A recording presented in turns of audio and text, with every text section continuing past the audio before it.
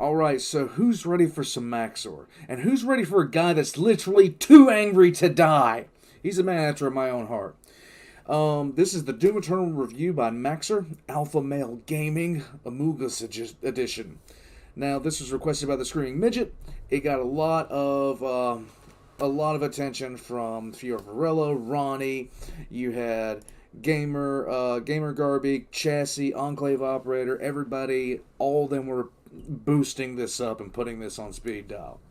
So, we're going to go ahead and watch this. I have watched several Maxor videos at this point, and he will, have to pay the doctor bills for the size that he has ruptured, especially with the Bloodborne review, and the Metal Gear review was just a crime against humanity. In any case, here we go. Doom Eternal review, Alpha Male Gaming, Amogus edition. I swear to God, if you throw me into that portal, I will fall. You were never one of us. You were nothing but an imposter. A false crewmate. You are solid.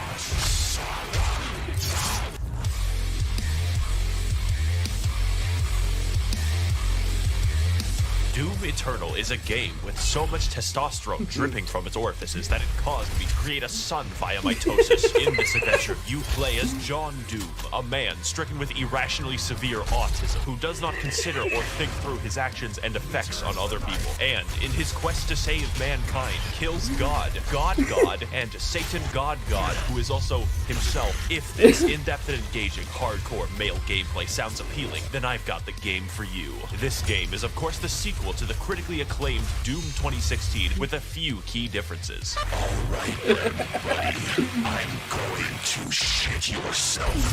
Which meaningfully extends and builds off of the gameplay and challenges that we love. Then extends them some more off of a fucking cliff until the product that emerges out the other side resembles crack concentrate. If you're watching this, I'm assuming you've probably played the game, since I don't actually want to help people buy things. I'm here to entertain people, and if you're clamoring for entertainment and haven't purchased this game yet, do yourself a favor. There's enough male hormones here to transition someone, and I can guarantee you results, my fellow Sigma males. So whether you're a psycho like me or new to modern Doom games, come with me on this amazing journey to Twitch gameplay, beautiful environments, nonsensically fucked up lore, and remixed Mongolian throat singing. For money is temporary, but Doom is eternal.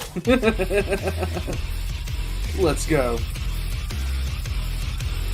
I would say that Doom Eternal's gameplay is quite unique, and not for the reasons that you would think. Everything in Doom Eternal is funneled directly into a single, robust, multifaceted, multinational, and unilaterally combat system from which the entire game is built around. But Maxor, I hear you thinking, that's every game ever. Yes. Every good game ever. If I, for instance, became 12 and booted up GTA 5, I would be able to do at least a dozen unfun activities. Doom's design is focused harder than the average Persona fan on his local playground. Oh my God. That is special. You will play the game in the way that is fun, or you will lose. So as good as 2016 was, a Polygon journalist could beat the first half, and that's unacceptable. Because yes, it is actually unfun to play games after having a lobotomy. In other games...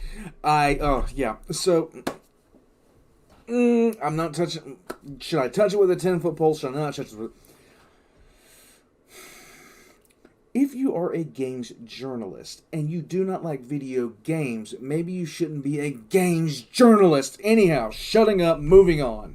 I get to choose between things like stealth, vehicles, or outright combat. Yet Doom Eternal asks the question, why not force you to use every mechanic all the time without stopping? In a world where AAA studios try to pander to everyone, it's refreshing to have a game that sets out to do one thing the best, and actually have developers who give a shit about linear design and gameplay. And the main component of that gameplay is the arsenal, because John Doom uses every weapon throughout the game. The first shotgun is used in the last level, and the last level is used by the first shotgun. When you get an upgrade, it isn't a replacement, it's a genuine addition to your arsenal. Every one of them has specific uses, and yet these don't interfere at all.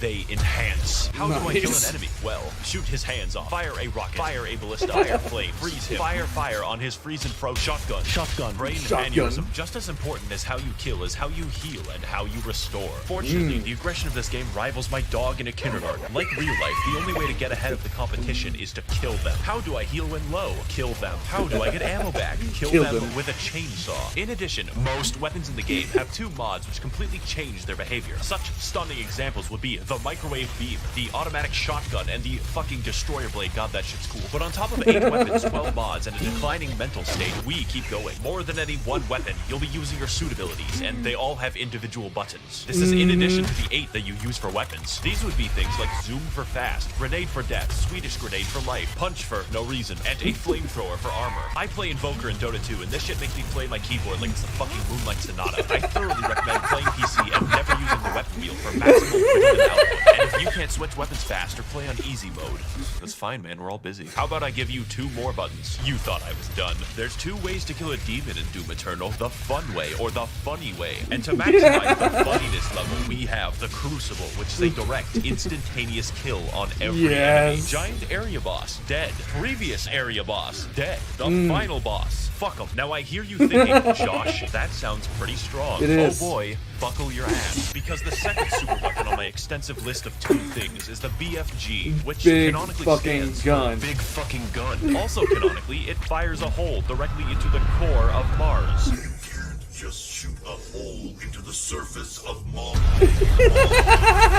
Now, I could kill an enemy the long way, or I could kill him and his dog faster than the ATF at Waco. It clears out everything you can see instantly. I am so thankful the game limits how many times you can do this. Now, I understand that at first this may seem complicated, but that just isn't true, because the entire game is effectively a tutorial for hard mode. And because you're always learning as you play, it never feels stale. Doom even lets you choose what stats and runes to upgrade. I spec'd entirely into mobility and ammo, making my character a flimsy, crack-addled spider monkey. As a side note, we should release dozens or possibly hundreds of macaques into New York City. They can survive there. Why does Thailand get to keep all of the good monkeys? So it's already good. We're only 5 minutes in, and this is the kind of video that I really like. One that feels long, and is still good.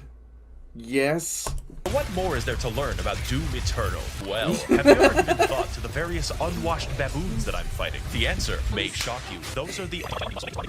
As you may have guessed, there are at least 3, perhaps 4 demons in the game, which is a lot for someone who is a small, blonde anime lolly such as myself. But it's the variety of the demons that make the game interesting. Demons can fly, they can roll around like hedgehogs, contract obesity, and be bastards. Who is Sandy Loam? Who is Tsushima? Amy Rose? I didn't know she could stand. The point of the entire game, therefore, is to balance targets, switch weapons, and scream internally as you repeatedly fail to be cool. Just like high school. What I'm getting at is every demon has completely different behavior and goals from one another. The Doom Hunter rolls around in a comically small tank. The zombies, like us, exist to die. And the Marauder produces controversy. He does a lot of damage, blocks your attacks, fights you at wild speeds, and can only be attacked after blatantly signaling so. I personally have no issue with him, as I find the challenge fun and engaging. And if you don't, I'm not saying you're wrong, I'm saying you're bad. I'm not getting into details for each one, since that's not funny, but don't worry, there are 27 of them without DLC. And if you're wondering why I'm fighting the entire cast of Dante's Inferno, you're actually the minority. This game tries at every moment to make exposition collectible. Why is there just a fucking big spear in the planet, and why is heaven comprised entirely of moth people? You cannot stop the procession. Nice. It feels like one guy wrote the events of the game, and another guy invented LSD just to write the backstory. So I'm going to combine both of them into a single, accurate interpretation of the Doom lore. If I say something objectionable, just pretend that it's right. Let's do it.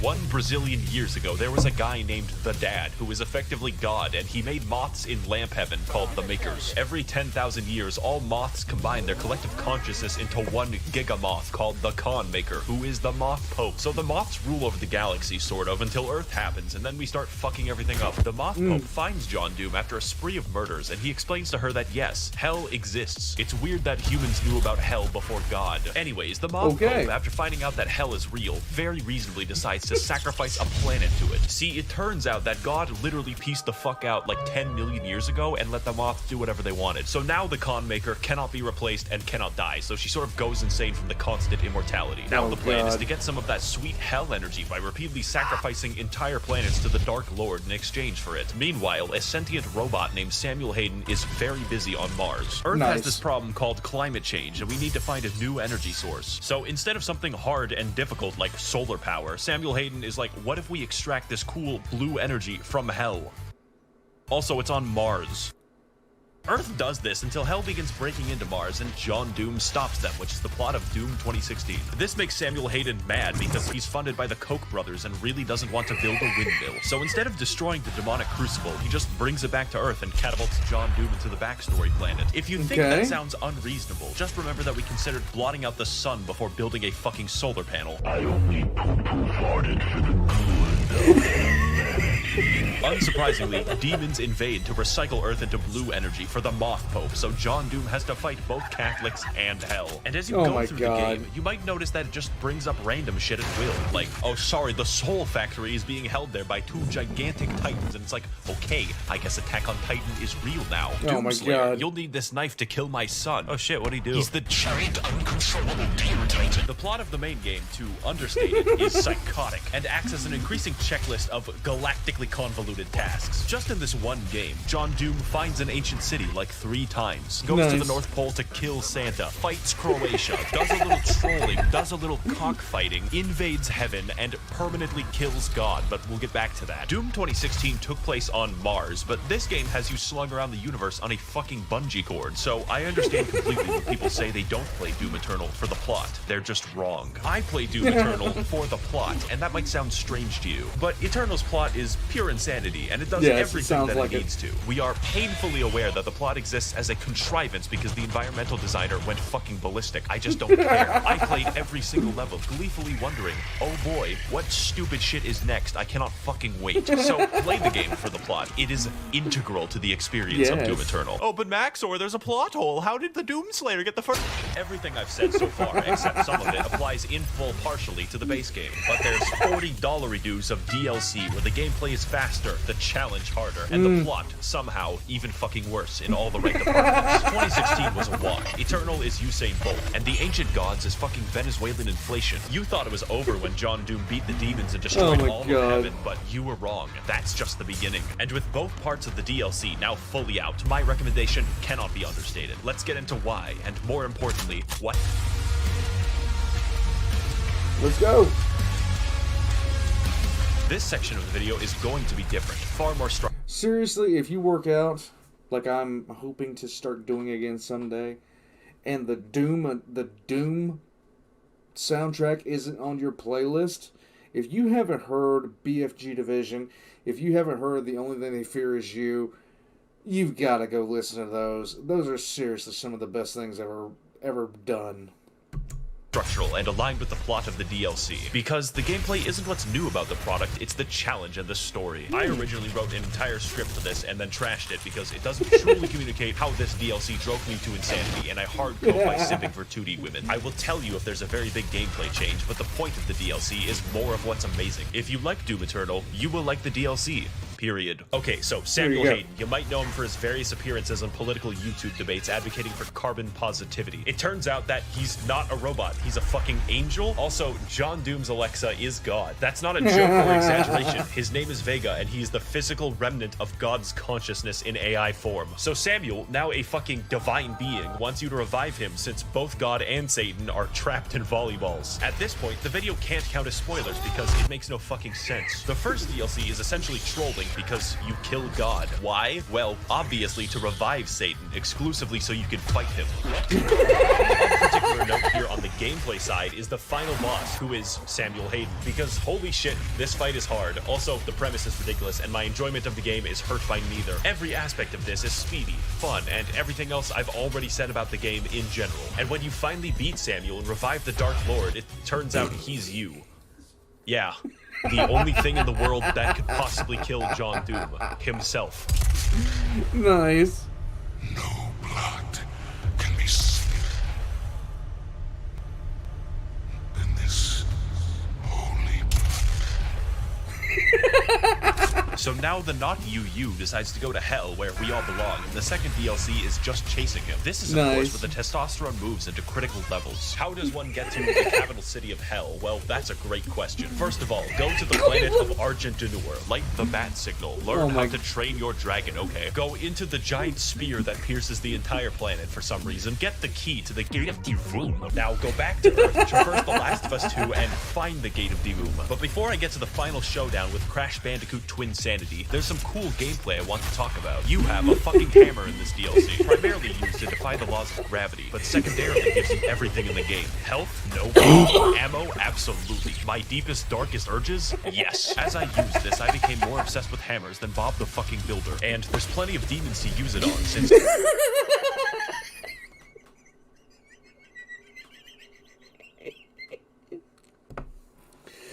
Oh my god.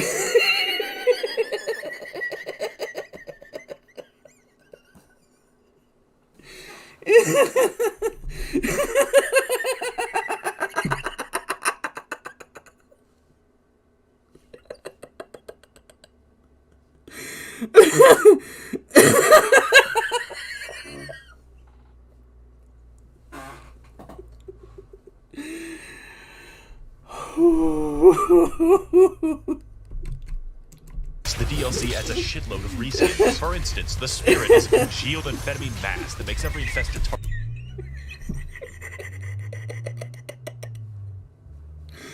Oh my god. Oh. These are the best reviews I've ever heard in my life. He should write for Polygon. Target 3 times faster. Microsoft Pinball, who is fun to fight, I promise. And the Bloodmakers. They are my original OC. Do not steal it. So now that we've reached Cleveland, it's time for the DLC to gain style. This is the culmination of all of our work. The final battle against Satan himself. And holy shit, you can feel it. When the Sentinel army shows up and everyone's ready to kick ass, you just can't help but feel like your dick is being tickled. Cleveland lives up to the hype too, for once, because it's a non-stop battle of epic proportions right up until the final boss. This is a universe which implicitly acknowledges your godlike power by making the only credible threat to you your identical twin with red eyes in a Gundam. That is called fucking gameplay. And it's a beautiful send-off right up until the man himself, who awkwardly waddles around the arena like a penguin, but that's fine, the fight is still cool. Wow, you know, it's so sad that Steve Jobs died of Ligma. Who the hell is Steve Jobs? Ligma balls. Got him! Now, before we defenestrate, there's a few details I want to talk about that truly complete this game, make it a real 10 out of good. Firstly, I would classify the music of this game as metal without guitars, and I fucking dig it so much. How do you make metal without a guitar? Well, you sample Mongolian throat singing and your lawnmower. It just sounds so good. Normally music isn't very important, but it's so good that it becomes important. And the role it plays in setting your mood is vital. Also, the main composer, Mick Gordon, like me, watches virtual YouTubers every waking second of his day. Great minds think alike. In fact, most of the music in this video is just Doom Eternal soundtrack. Guess you'll have to rewatch it over and over again to really listen.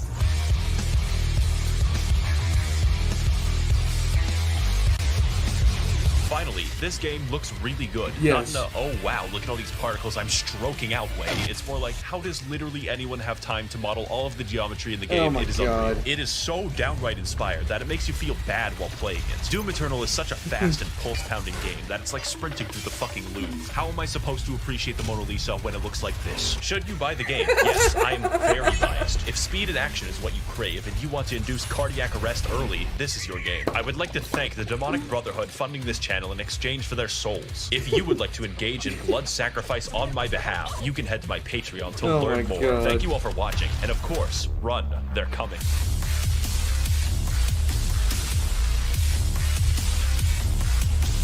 We'll make more videos this is Brett. Oh my god. Oh, that was great. I'm telling you, if I need a laugh, this is like one of my new go-to people for just to basically split my left side open. Oh my god. That's the most accurate yet hysterical review I've seen, with the exception of his Metal Gear 1 was just on a whole different monstrosity of a level. But yeah, Doom Eternal. Oh my god. Okay, I gotta get my thoughts together. That was excellent. Anytime I have to pause because I'm laughing, it's like it's that good. The one joke killed me. The one he cited out about Hammer's like Bob the Builder. I don't know why that hit me so hard. We're sitting there watching all these scenes of hell, then all of a sudden you got Bob the Builder. In any case, definitely go and pop a like on this video for him. It does help out with the algorithm, everything else like that. Like and subscribe to this video if you enjoyed watching alongside me. And if you guys like to support me, I have a Patreon down below. And if you'd like to see something that, if you'd like to recommend something to be reacted to, jump on into the Discord, pop something in the request reaction channel. Okay. Now, aside from everything that's going on right now, I'm working on a script for something a little bit longer. It's a little bit different than what I've normally done. Things of that nature. And we're just going to keep on going. There will be no mistakes. Not mistakes. There will be no 5-ish minute lore dropping on Wednesday. I did not do any recording this last weekend because of Easter. In any case, if you guys are upset about that, burn me at the stake later. I'm pretty sure that you'll have a lot of help. In any case, I'm going to stop saying in any case and catch you guys next time.